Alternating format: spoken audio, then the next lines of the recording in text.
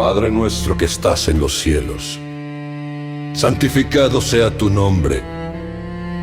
Venga tu reino.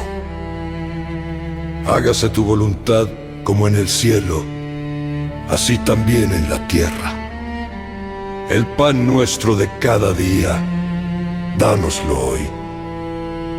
Y perdónanos nuestras deudas, como también nosotros perdonamos a nuestros deudores.